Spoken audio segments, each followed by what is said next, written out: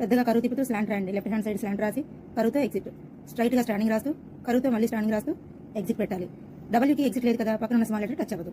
స్లాంట్గా వెళ్తూ లూప్ పెడుతూ స్ట్రైట్గా రాస్తూ హెచ్ బాడీ పెద్దగా రాస్తూ స్టాండింగ్ రాస్తూ కరువుతో స్లాంట్, మళ్ళీ చిన్న కరువు, ఈ రాస్తూ స్లాంట్, కరువుతో స్టాండింగ్ లైన్, ఎన్ బాడీ పెద్దగా రాస్తూ స్టాండింగ్, కరువుతో ఎగ్జిట్. నెక్స్ట్ స్లాంట్గా పైకి వెళ్ళిపోవాలి. లూప్ పెడుతూ స్ట్రైట్గా స్టాండింగ్ లైన్, కరువు తిప్పుతూ స్టాండింగ్, కరువుతో స్లాంట్, మళ్ళీ కరువు, ఈ రాస్తూ ఎగ్జిట్. స్పేస్ ఇవ్వాలి.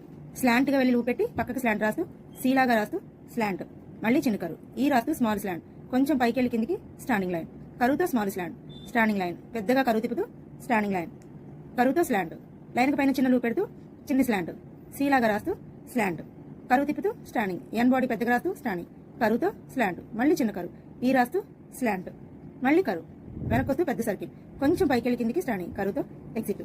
ఇప్పుడు చెయ్యి క్రాస్ బార్ పెట్టాలి. టీకి డీకి లూప్ అనేది పెట్టి రాయకూడదు అనుకున్నాం కదా, టీకి లూప్ పెట్టి రాస్తే ఎలాగ మారుతుంది, డీకి లూప్ పెట్టి రాస్తే సి ఎలాగ డిస్టర్బ్